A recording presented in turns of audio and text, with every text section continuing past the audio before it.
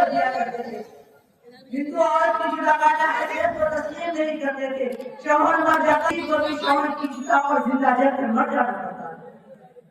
عیسائیوں کے یہاں عورتوں کی کیا قدر و قیمت تھی جس کا اندازہ اس بات سے لگایا جا سکتا ہے کہ سن 582 میں کلیسا کی ایک بڑی نے فتویٰ دیا عورتیں رخ نہیں رکھتی. عجیب اتفاق ہے جب کلیسا یہ فتویٰ جاری کر رہا تھا کہ عورتوں میں رخ نہیں ہوتی اس سے چند سال قبل جزیرت عرب میں آخری نبی پیدا ہو چکا تھا جو تمام کچلے ہوئے انسانوں کے حقوق کا محافظ تھا. اللہ تعالیٰ کے آخری نبی محمد عربی صلی اللہ علیہ وسلم نے عورت کو ذلت و پستی کے گہرائیوں سے اٹھایا اور اسے عزت و عفت کے بڑے مقام پر پائے. اگر آپ دوسری تہذیبوں کے مقابلے میں اسلام کا مطالعہ کریں تو آپ بے ساختہ بول اٹھیں گے کہ عورت تحت الثرى تھی اسلام نے اسے بہت کیا پہنچا دیا. وہ اگر بیواہ تھی اسلام نے اسے بے چشم بنا دیا. وہ کاٹوں کی بستر پر تھی اسلام نے اسے بوڑھوں کی جیب پر بیٹھا دیا. وہ موت و حیات کی کشمکش میں تھی اسلام نے اسے زندگی عطا کر دی. وہ زیر رہخانہ تھی اسلام نے اسے زینت کاشانہ بنا دیا. وہ پاگال تھی اسلام نے اس کو باقرار بنا دیا. وہ برباد تھی ناشاد تھی اسلام نے اس کو شاد کیا آباد کیا. اس کا کام صرف مرد کے دل کو لبھانا تھا اسلام نے اس کے زندگی گھر کو سجانا لگا دیا. معاوضہ کیجیے کہا تو ایک طرح کا معاشرہ تھا جس میں بیٹے کا ہونا بال کا شرم تھا. وہ پاک تھی مجسمہ گناہ تھی نحوست تھی بدبختی کی علامت تھی شیطان کا نمائندہ تھی. وہ کروا گھوڑ تھی وہ ہاتھوں کی محل کچیر تھی وہ دھول تھی. اسلام نے اسے عظمت عطا کی عزت دی. میرے ہم وقت ساتھیوں میں تسلیم کرتا ہوں کہ اسلام عورت کے حق کو اس کی جوانی کو پردے میں قید کرتا ہے لیکن اسلام عورت کو آزادی دیتا ہے.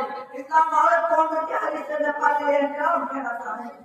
اسلام عورت کو بچپن میں شفقت دیتا ہے اسے جوانی میں محبت دیتا ہے اسے بڑھاپے میں عظمت دیتا ہے اسے مرنے کے بعد دعائیں مغفرت کا حق دیتا ہے.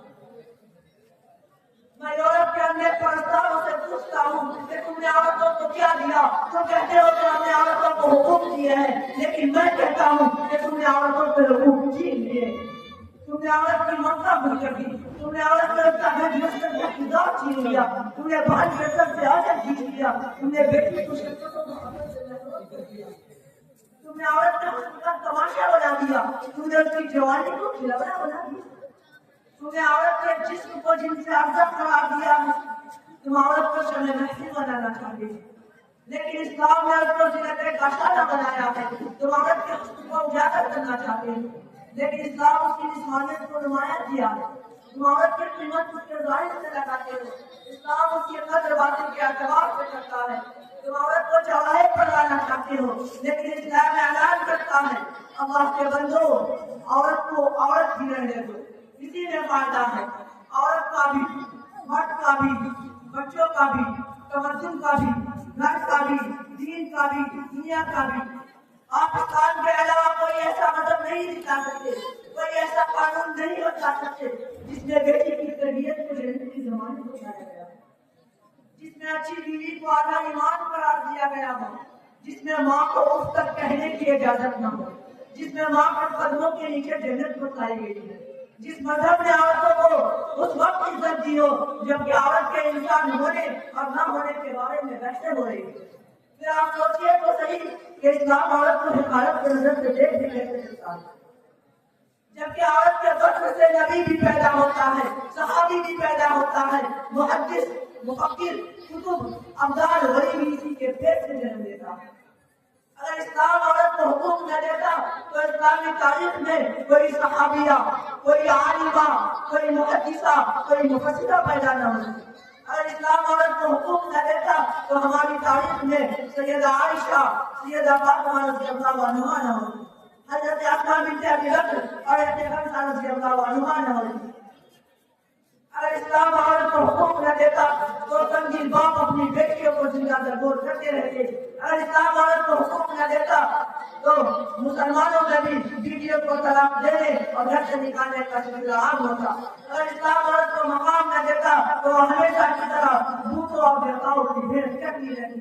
اگر اسلام عورت کو حقوق نہ دیتا تو پوری مسلمان خواتین کے لیے بھی ریٹائر ہوم تعمیر کروانے پڑتے ہیں۔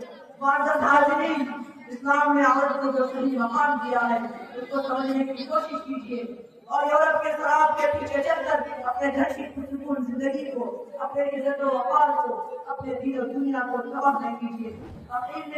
اللہ رب العزت سے دعا گو ہوں کہ وہ ہمارے قوم کو ان نام نہاد وکیلوں اور جھوٹے الفاظوں سے بچنے کی توفیق عطا فرمائے۔ کیا ہے عورت؟ گھر کی زینت تو۔ کیا ہے عورت؟ گھر کی زینت تو رحمت ہے برکت سے، تو سارے جہاں کی رونق ہے، ہر فرد و بشر کی عزت تو۔ وآخر دعوانا الحمد للہ رب العالمین۔